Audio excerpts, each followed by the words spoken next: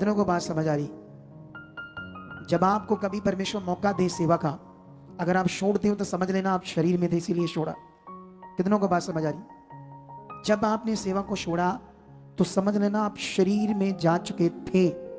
Excuse उसके जितने मर्जी तुम्हारे दिमाग में हो, ये कारण था वो कारण था, लेकिन ये सीख लेना वो शरीर था। तो इसीलिए शारीरिक जीवन हमारे लिए मौत है। इसीलिए यीशु मसीह की कुर्बानी हमें दोबारा आत्मिक बनाती है और हमें आत्मिक जीवन में बढ़ना है।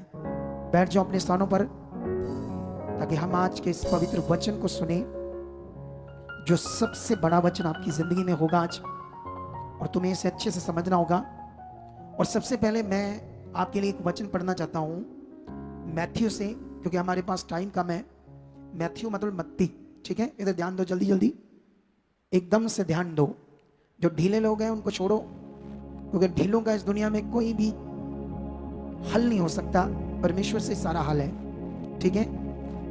ये मत्ती 19 का 12 वचन कहता है, यीशु मसीह का मुख के ये वचन है, क्योंकि कुछ नपुंसक ऐसे हैं जो माता के गर्भ ही से ऐसे जन्मे, और कुछ नपुंसक ऐसे हैं जिन्हें मनुष्यों ने नपुंसक बनाया, और कुछ नपुंसक ऐसे हैं जिन्होंने स्वर्ग राज्य के लिए अपने आप को नपुंसक बनाया। जो इसको ग्रहण कर सकता है वह ग्रहण करे।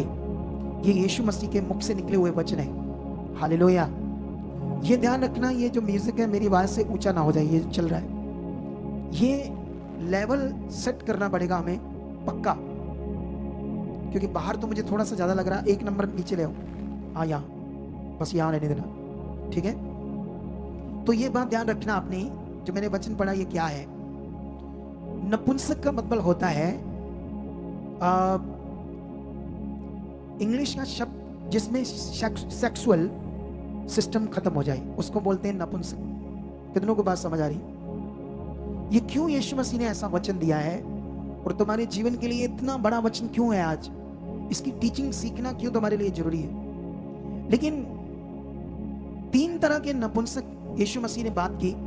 एक वो नपुंसक जो माता पिता से गर्भ से पैदा हुए, जिसे बोलते किन्नर।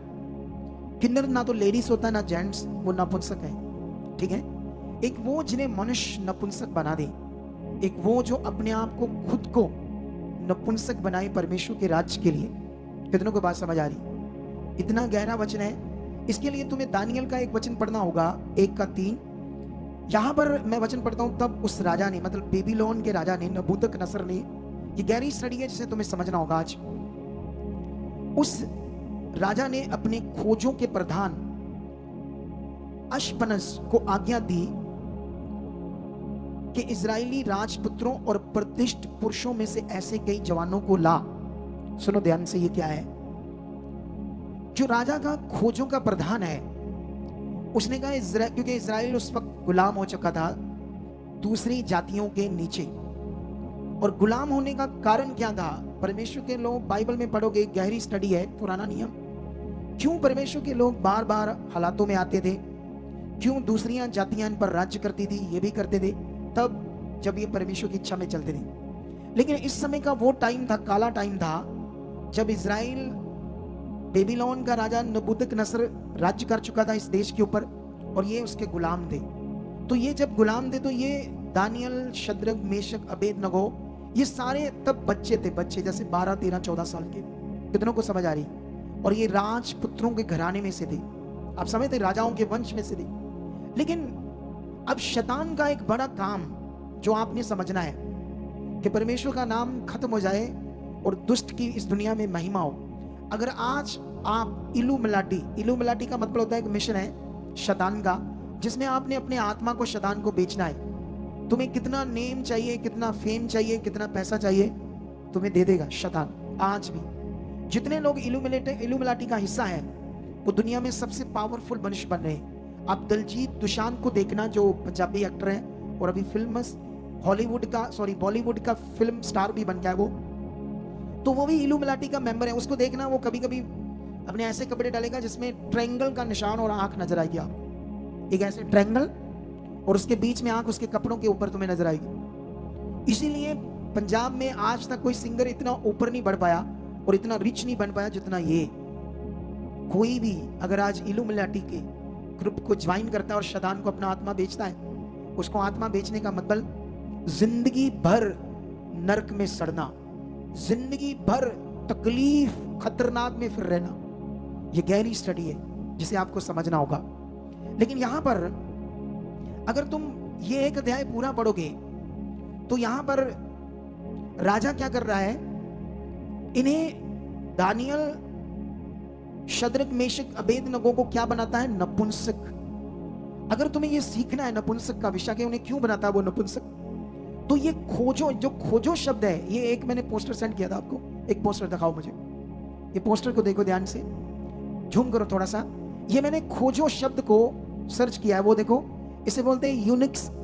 ये इंग्लिश शब्द यूनिक्स है, लेकिन हिब्रू में इसको बोलते हैं सारिस, इस शब्द को, ठीक है।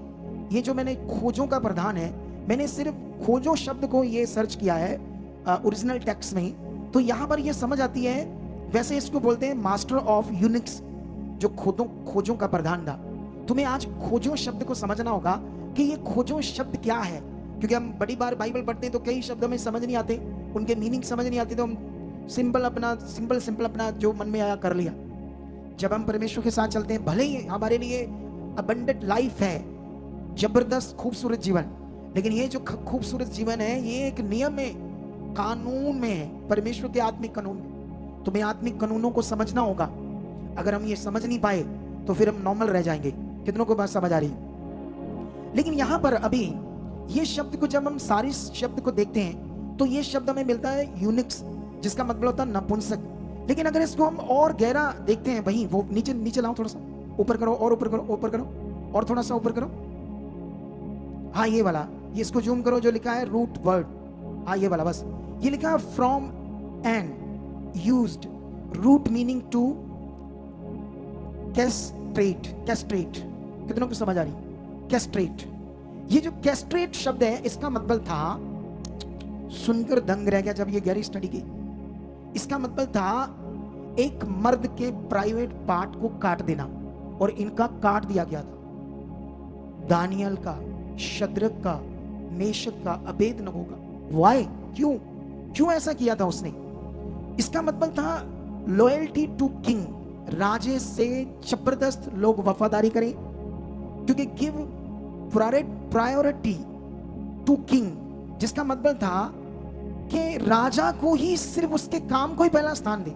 अगर उन लोगों का वो जो शारीरिक जीवन है, प्राइवेट पार्ट है, जो शारीरिक जीवन दुनिया में परमेश्वर ने हमको दिया है, बच्चे पैदा करने वाला विषय, अगर वो जीवन होता है तो ये परिवार बनाएंगे, अपना शादी करेंगे, और उसके बाद राजे के लिए, राजे के काम के लिए इतना जबरदस्त जो फर्स्ट प्रायोरिटी होती है उसको नहीं देंगे ये राजा को, उसके काम को। इसलिए उसने क्या किया, ये जो खोजों का प्रधान था ये खुद भी नपुंसक था, इसका भी प्राइवेट पार्ट नहीं था, उसका प्रधान था, और इसने ऐसे ही लोगों को तैयार करना था राजा के लिए।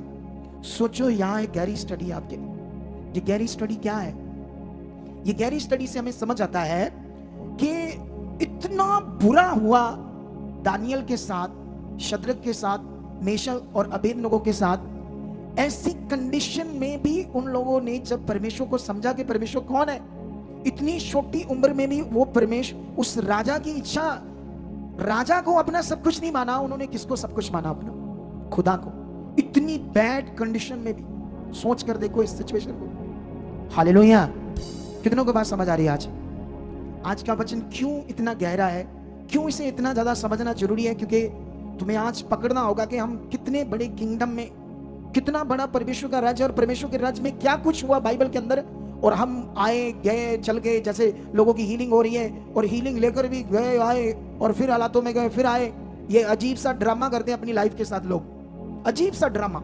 लोगों ने अपने जीवन को ड्रामा सा बनाया है, एक नाटक, एक नौटंकी ड्रामा।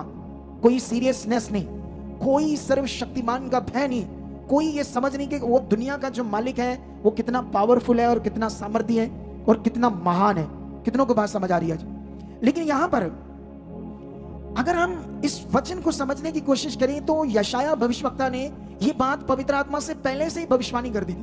मैं एक वचन पढ़ता हूं आपके लिए, यशाया 39 का 5 से लेकर 7 तक वचन पढ़ता हूं। क्या लिखा? तब यशाया ने हिजकिय्याह से कहा, हिजकिय्याह एक राजा था, उसने भी गुनाह किया था, मतलब एक गलती की, परमेश्वर के बेबीलोन के लोगों के लिए, उसकी सेना के प्रति, वो मंत्रियों के प्रति एक गलती की जो नहीं करनी थी, और पहले से भी ये गलतियां कुछ कर रहे थे, गुनाह कर रहे थे, जिससे ये बंदवाई में जा सकते थे। जैसे तुम गलतियां करते तो हालातों में जाते हो, बीमारियों में जाते हो, मुश्किलों में जाते हो। कितनों को बात समझ आ रही है? लेकिन यहां पर लिखा, तब यशायाह ने हिजकिय्याह से कहा, सेनों के यहोवा का ये वचन सुन ले, ऐसे दिन आने वाले जिनमें मैं जो कुछ तेरे भवन में है और जो कुछ आज के दिन तक तेरे पुरखाओं का रखा हुआ है तेरे भंडारों में, वह सब बेबीलोन को उठ जाएगा। यहोवा ये कहता है कि कोई वस्तु ना बचेगी। जो पुत्र तेरे वंश में उत्पन्न हो, उनमें से भी कई को वह बंदवाई में ले जाएंगे और वह खोजे बनकर बेबीलोन के राजभवन में रहेंगे। खोजे मतलब नापुंसक बनकर। कितनों के पास समझ आ रही?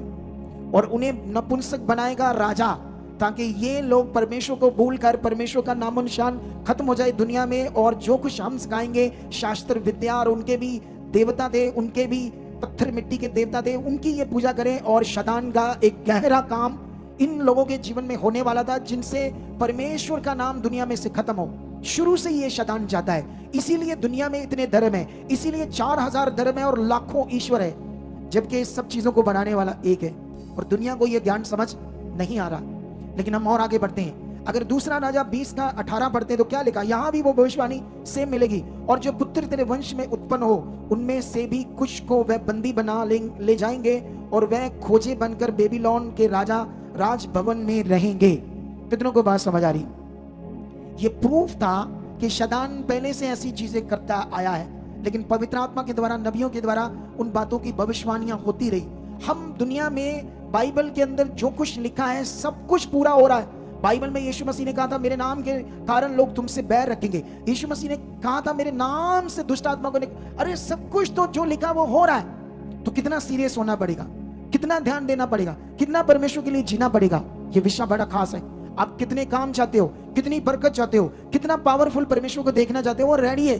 तुम्हें रेडी होना होगा। तुम्हें अपने मुंह से परमेश्वर के वचन को अंगीकार करना पड़ेगा। मैं बढ़ चुका हूं, मैं आगे आ चुका हूं, मेरी बुद्धि खुल चुकी है, मैं पहला स्थान परमेश्वर आपको दे रहा हूं, मैं 20 में, आज्ञाओं में, हर वचन में आज्ञाकार बन चुका हूं। खुदा आपने चुना अंधकार में से, अब मैं संसार पुराना जीवन, इन बातों में नहीं, कभी भी ध्यान नहीं दूंगा। परमेश्वर आप मेरा मन खोल दो। कितनों को बात समझ आ रही? इन बातों को ध्यान देना होगा।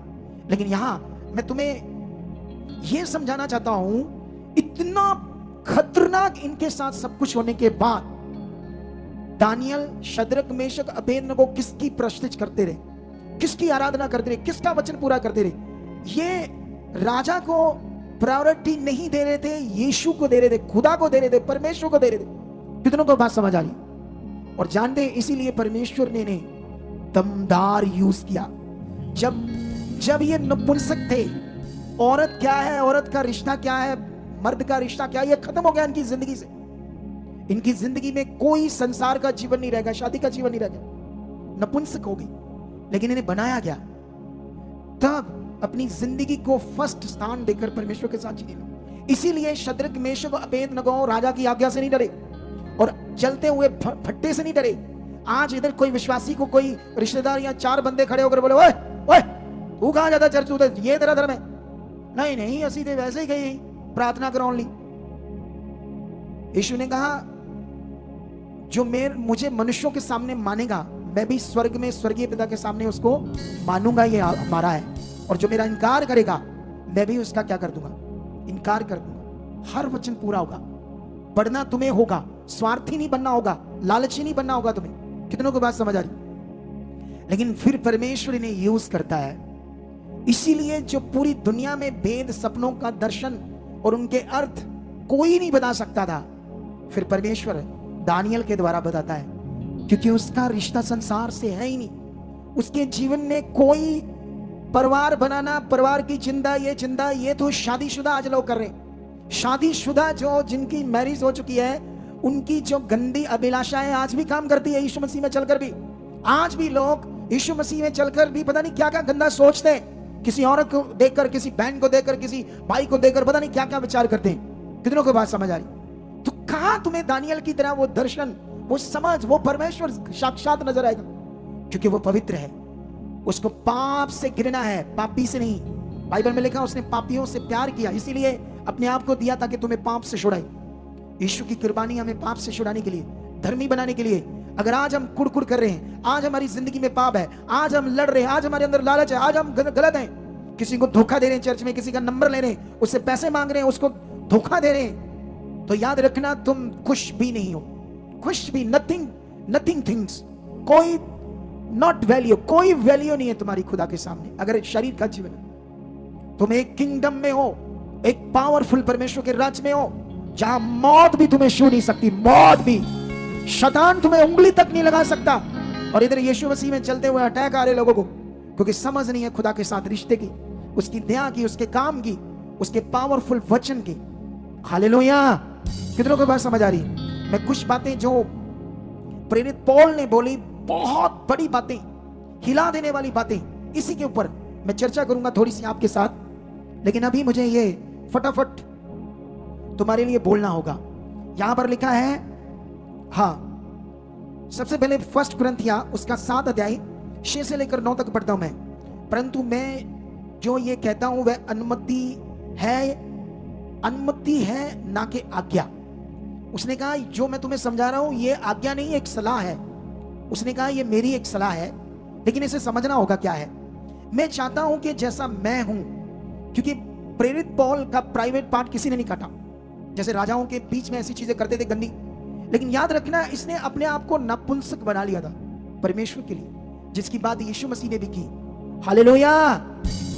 आज जानते हो कैथोलिक में लोग नन्स बनते हैं, शादी नहीं कभी करते। नन्स कैथोलिक में होता है, फादर बनते हैं, शादी नहीं करते, लेकिन उनके केसेस इतने आते हैं पूरी दुनिया में गलत कि शर्मसार कर देते हैं परमेश्वर को बाद में, क्योंकि उनकी जो गंदी अभिलाषा है उन पर वो फतेह नहीं डाल पाते।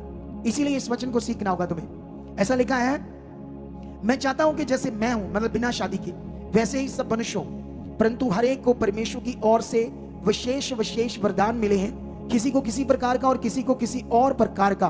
परंतु मैं अविवाहितों और विधवाओं के विषय में कहता हूं कि उनके लिए ऐसा ही रहना अच्छा है जैसा मैं हूं, परंतु यदि वह संयम ना कर सके तो विवाह करें, क्योंकि विवाह करना कामातुर रहने से भला है। कामातुर आप समझते हो क्या शब्द है? अंदर अंदर सड़ना कि मेरी शादी होनी चाहिए, मतलब गंदे सेक्सुअल विचार। कितनों को समझ आती है? तो वो कामातुर शब्द है। तो बाइबल कितनी बड़ी टीचिंग देती है इन बातों के ऊपर, लेकिन हम इसे जारी रखते हैं। और इसी कुरिन्थियों 7 का 25 से लेकर 29 तक भी पढ़ते हैं। कुंवारियों के विषय में प्रभु की कोई आज्ञा मुझे नहीं मिली, परंतु विश्वास योग्य होने के लिए जैसी दया प्रभु ने मुझ पर की है उसी के अनुसार सम्मति देता हूं। वो कहता है कि मैं इतना विश्वास योग्य बना, लेकिन उससे पहले जो मैंने पढ़ाया तुम्हें समझ आ गई होगी, क्योंकि आसान शब्दों में भी लिखा था, मैंने उसको ज्यादा एक्सप्लेन नहीं किया, लेकिन मेरा विश्वास है तुम्हें वो समझ आ चुका है। लेकिन यहां पर वो कहता है जैसे मेरे ऊपर प्रभु की बहुत बड़ा अनुग्रह हुआ है, मेरे विश्वास योग्य होने के कारण उसने मेरे पर दया की। क्या दया की? कि मैं नपुंसक बन गया, मेरे अंदर ये गलत विचार खत्म ही हो गए। कितनों को बात समझ आ रही?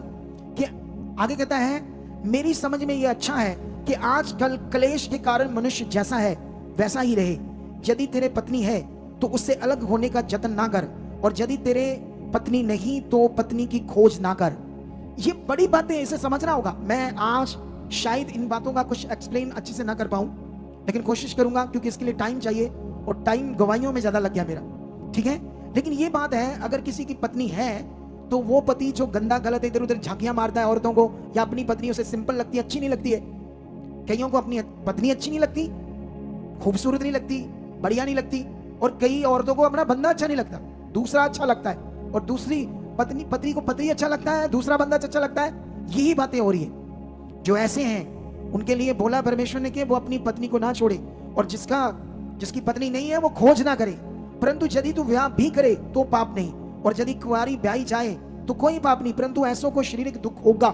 मैं बचाना चाहता हूं। मतलब जब हम परमेश्वर में नहीं है या परमेश्वर में हैं, तो ये जो रिश्ता पति पत्नी का निभाना है, वो कहता है मैं ऐसों को दुख नहीं देना चाहता, क्योंकि इसमें दुख होता है, लड़ाई क्लेश झगड़ा लोगों में होता रहता है, उन लोगों की जो शारीरिक है। वो कहता है ऐसे लोगों को मैं बचाना चाहता हूं, क्योंकि ये क्लेश दुख में ना रहे, मेरे जैसे बने। लेकिन ऐसा नहीं कि परमेश्वर ने मना किया है शादी से, कि शादी करनी नहीं है, लेकिन ये बड़ा ज्ञान है, बड़े लेवल का ज्ञान है। लेकिन अभी ध्यान देना पड़ेगा। 29 में लिखा, हे भाइयों, मैं ये कहता हूं कि समय कम किया गया है, इसलिए चाहिए कि जिनके पत्नी है वह ऐसे हो मानो उनके पत्नी नहीं। ये बड़ा विषय है। तुम ऐसे जियो जैसे पति नहीं है, पत्नी नहीं है। इसका मतलब क्या है? उनके लिए जो लोगों के सामने भी लशु लशु करते हैं, ऐसी हरकतें कर देते हैं कि तो लोग उन्हें देख लेते हैं और रह नहीं पाते एक दूसरे से कुछ गलत हरकतें करने के बगैर, और वो भी दूसरों के सामने।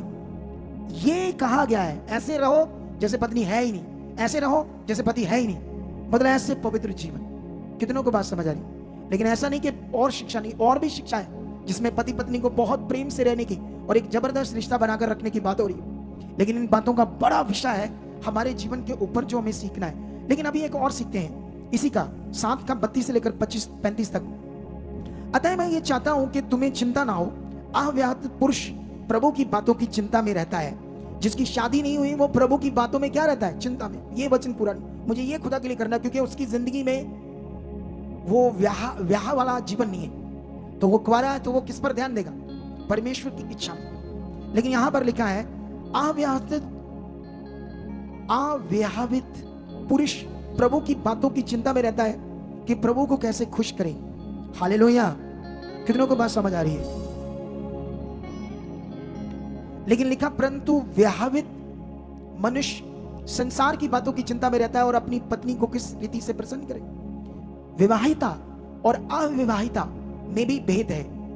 अविवाहिता प्रभु की चिंता में रहती है कि वह देह और आत्मा दोनों में पवित्र हो, परंतु विवाहिता संसार की चिंता में रहती है कि कैसे अपने पति को खुश करे। कितनों को बात समझ आ रही है? मैं ये बात तुम्हारे ही लाभ के लिए कहता हूं, ना कि तुम्हें फंसाने के लिए, वरन इसलिए कि जैसा शोभा देता है वैसा ही किया जाए, कि तुम एक चित्त होकर प्रभु की सेवा में लगे रहो। ये एक स्पिरिचुअल लाइफ जिसमें चाहे हमारी शादी हुई है, अगर नहीं हुई तो उसको उत्तम कहा गया।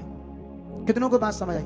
अगर एक बंदा नपुंसक बना देता है, इन चीजों से मन हटाकर खुदा के साथ जीता है, तो प्रभु यीशु मसीह ने कहा जो स्वर्ग के राज्य के लिए अपने आप को नपुंसक बनाता है उसे ग्रहण करो, ऐसों को ग्रहण करो, ऐसा यीशु ने कहा। और मैंने एक आयत मेंशन की, वो दुनिया का सबसे पावरफुल मनुष्य होगा जो नपुंसक जिंदगी जीकर खुदा का वचन को क्या करेगा? पूरा करेगा। कितनों को बात समझ आ रही? ऐसे एलिया था, उसे टच भी नहीं किया गया। और ये जो शिक्षा मैं तुम्हें समझा रहा हूं, जो दानियल शद्रक मेशक के साथ हुआ, वो बाइबल में मेंशन नहीं है, लेकिन गहरी स्टडी से समझ आता है ऐसा हुआ। कितनों को बात समझ? कुछ शब्दों से समझ आता है, जैसे कैस्ट्रेट शब्द से। कैस्ट्रेट शब्द का अर्थ था प्राइवेट पार्ट को काट देना। वहां उसके लिए खोजो शब्द के लिए वो यूज किया गया वो शब्द। कितनों को बात समझ आ रही? खुदा का कलाम एक बड़ा विषय है। पाप एक खतरनाक शराब है, पाप एक खतरनाक शर्मिंदगी है, पाप एक खतरनाक गंदी जिंदगी है, पाप एक इतना डाउन, ऐसे कह लो कि पाप का जीवन एक इतना सिक हो जाएगा, एक ऐसा टूटा और डैमेज जीवन होगा जिसमें कोई मजा नहीं होगा, जिसमें कोई आनंद नहीं होगा, कोई परमेश्वर की प्रस्तुति नहीं होगी। कितनों को बात समझ आ रही? उसकी प्रेजेंस नहीं होगी। लेकिन इन वचनों के बाद आज तुम्हें एक फैसला लेना होगा। अगर तुम चाहते हो खुदा की बड़ी इच्छा में और बेस्ट लाइफ, अच्छी लाइफ, तो चर्च में आओ, दुनिया में नपुंसकों की तरह एक पवित्र जीवन जियो। और जब तुम कवारे हो, शादी होगी, परमेश्वर बेस्ट करेगा। लेकिन उससे पहले कामातुर नहीं, सड़ना नहीं इन चीजों में, आंखों से, बातों से।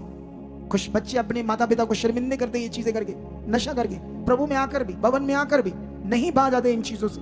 लेकिन इन चीजों से जो बाज नहीं आते, शांति नहीं पाने वाले हो। क्योंकि जो शांति खुदा ने आपको देनी है वो नियम में देनी है। इतनी बड़ी बड़ी टेस्टिमनी बन रही, इतने बड़े बड़े हिला देने वाले काम हो रहे। व्हाई? क्योंकि मैंने इन दिनों में कुछ चीजों को जो पकड़ा है अपनी जिंदगी में, वो अद्भुत है, और मैं उसमें और बढ़ रहा हूं, और बढ़ रहा हूं, और बढ़ रहा हूं। कितनों को बात समझ आ रही? मुझे अभी और बढ़ना है, क्योंकि मैंने अब वो निश्चय कर लिया है, जो असल जिंदगी यीशु मसीह में, उसको जीने का, जरा सा भी आगे पीछे ना करने का। कितनों को बात समझ रही? आज से बाइबल में लिखा, तुम्हें वो पतरस की बुक में ये वचन लिखा, मैं तुम्हें पढ़ाता हूं, और इस वचन को हम क्या करेंगे, आने वाले थर्सडे शायद एक्सप्लेन कर पाए, क्योंकि उस दिन हमारा वो है, क्या कहते हैं, सेलिब्रेशन 10 जुलाई का, तो काफी गहरा प्रोग्राम होगा। तो कैसे उसमें हम ये चीजें कर पाएंगे, अगर हो पाया मुमकिन ठीक है, नहीं तो दोबारा अगले संडे में मैं आप लोगों को ये चीज दोबारा समझाऊंगा। हालेलुया। हाँ, ये दूसरा पतरस और उसका 1:3 में लिखा, क्योंकि उसकी ईश्वरीय सामर्थ्य ने सब कुछ जो जीवन और भक्ति से संबंध रखता है हमें यीशु की पहचान के द्वारा दिया है, जिसने हमें अपनी महिमा और सद्गुण के अनुसार बुलाया है, जिसके द्वारा उसने हमें बहुमूल्य और बहुत सी बड़ी प्रतिज्ञाएं दी है, ताकि इनके द्वारा तुम उस सड़ाहट से छूट कर जो संसार में बुरी अभिलाषाओं से होती है, ईश्वरीय संभाव में संभागी हो जाओ। हालेलुया। यीशु मसीह की कुर्बानी तुम्हें परमेश्वर के स्वभाव में संभागी करने के लिए हुई है। आप जानते हो, मैं एक तुम्हें वचन पढ़ाने वाला हूं, इसको गहरा समझना होगा। इस वचन को मैं बाद में समझाता हूं।